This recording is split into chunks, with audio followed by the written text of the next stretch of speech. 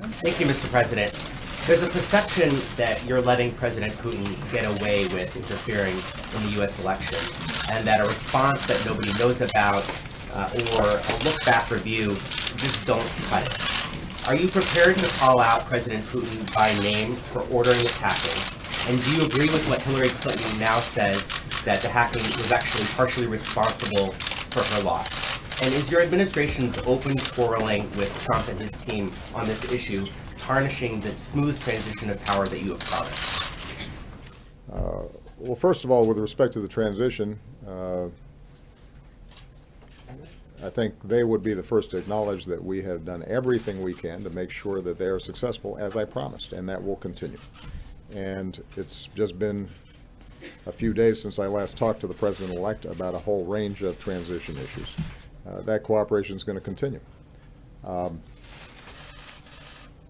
There hasn't been a lot of squabbling. What we've simply said is the facts, which are that based on uniform intelligence assessments, the Russians were responsible for hacking the DNC, and that as a consequence, it is important for us to review all elements of that and make sure that we are preventing that kind of interference through cyber attacks in the future.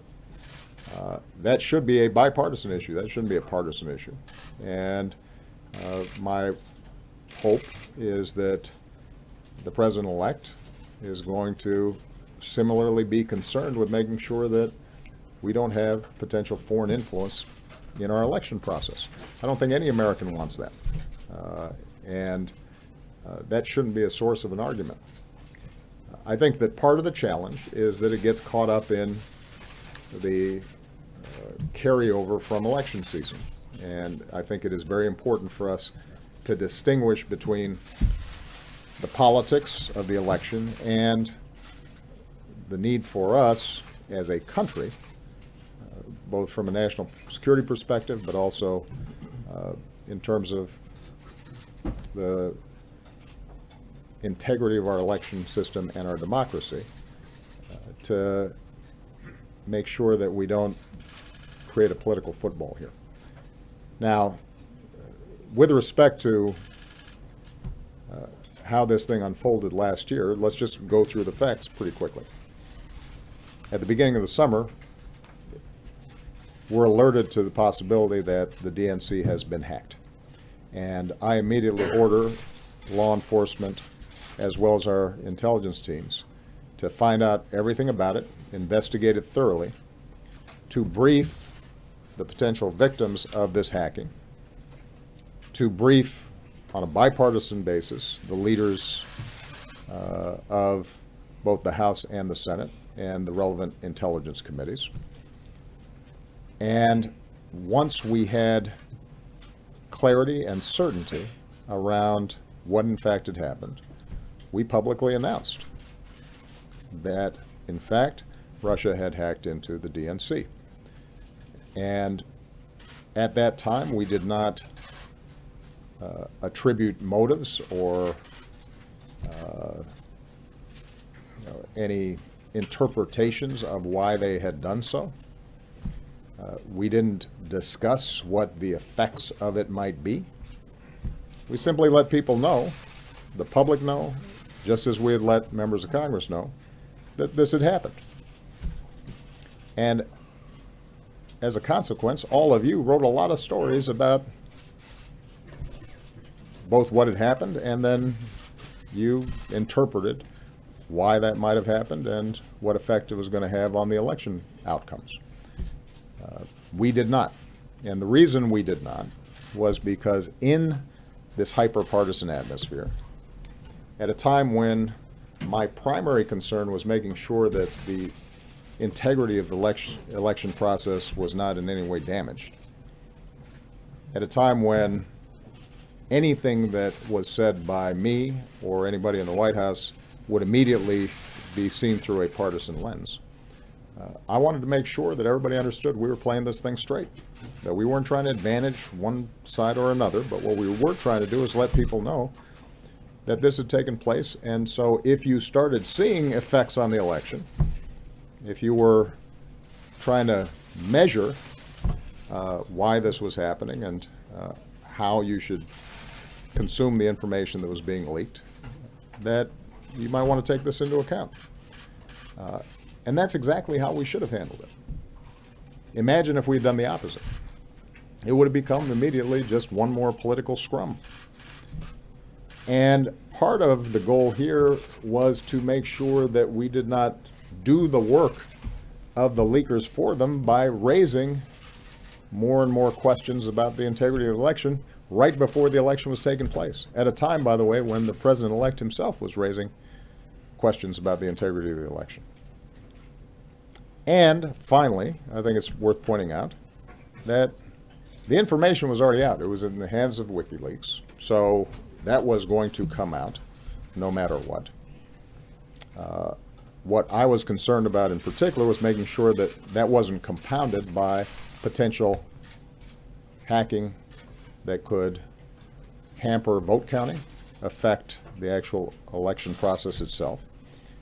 And so in early September, when I saw President Putin in China, I felt that the most effective way to ensure that that didn't happen was to talk to him directly and tell him to cut it out. And there were going to be some serious consequences if he didn't. And in fact, we did not see further tampering of the election process. But the leaks through WikiLeaks had already occurred. So when I look back in terms of how we handled it, I think we handled it the way it should have been handled. We allowed law enforcement and the intelligence community to do its job without political influence. We briefed all relevant parties involved in terms of what was taking place. When we had a consensus around what had happened, we announced it, not through the White House, not through me, but rather through the intelligence communities that had actually carried out these investigations. And then we allowed you and the American public to make an assessment as to how to weigh that going into the election. And the truth is that there was nobody here who didn't have some sense of what kind of effect it might have. I'm finding it a little curious that everybody's suddenly acting surprised that this looked like it was disadvantaging Hillary Clinton, because you guys wrote about it every day. Every single leak. About every little juicy tidbit of political gossip. Including John Podesta's risotto recipe. This was an obsession that dominated the news coverage. So I do think it's worth us reflecting how it is that a presidential election of such importance, of such moment, with so many big issues at stake and such a contrast between the candidates, came to be dominated by a bunch of these leaks. What is it about our political system that made us vulnerable to these kinds of potential manipulations, which, as I've said publicly before, were not particularly sophisticated. This was not some elaborate, complicated espionage scheme. They hacked into some Democratic Party emails that contained pretty routine stuff, some of it embarrassing or uncomfortable, because I suspect that if any of us got our emails hacked into, there might be some things that we wouldn't want suddenly appearing on the front page of a newspaper or a telecast, even if there wasn't anything particularly illegal or controversial about it. And then it just took off. And that concerns me, and it should concern all of us. But the truth of the matter is that everybody had the information. It was out there, and we handled it the way we should have.